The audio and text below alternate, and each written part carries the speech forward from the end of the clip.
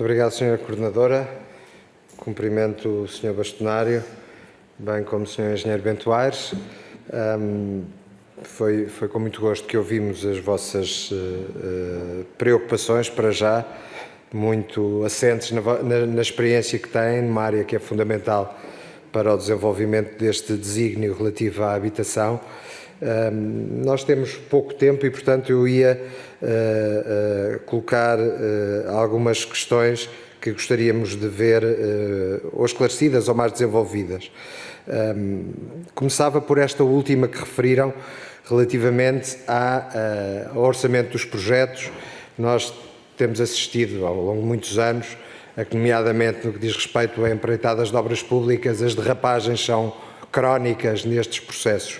E seria interessante que pudessem desenvolver em que medida é que a proposta que fizeram, como é que ela se poderia corporizar neste pacote legislativo, por forma a tornar mais rigorosas as estimativas relativamente aos custos de construção, neste caso em particular no âmbito da habitação.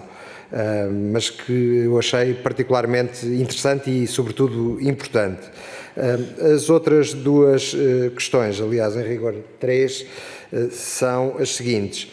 Em relação às alterações no processo de licenciamento, há uma componente com a simplificação que diz respeito aos limites temporais para os organismos públicos se pronunciarem.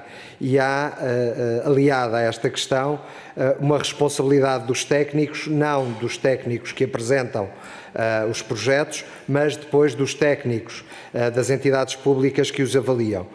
Há sanções previstas. Em que medida é que este processo, esta proposta, pode acabar por prejudicar a intenção inicial de agilizar os processos? A segunda questão, relativamente ao papel da iniciativa privada, em particular no que diz respeito à reabilitação. Nós viemos de um quadro de 2015 em que a reabilitação urbana teve um impulso importantíssimo, muito também por iniciativa privada. Gostaríamos de obter a vossa opinião relativamente às consequências destas alterações para esta necessária continuidade da reabilitação urbana nos centros urbanos das cidades. Por fim, uma outra questão relativamente à capacidade técnica instalada, quer do lado das entidades públicas, quer do lado das empresas. Nós vivemos uma crise na construção nos últimos anos, enfim, não nos mais recentes, mas houve uma crise na construção que diminuiu a capacidade das empresas na área da construção de intervirem no mercado por ausência de atividade. Por outro lado, do lado das entidades públicas, eventualmente acompanharam esse abrandamento na construção e perdeu-se muito do know-how que estava instalado, do know-how técnico.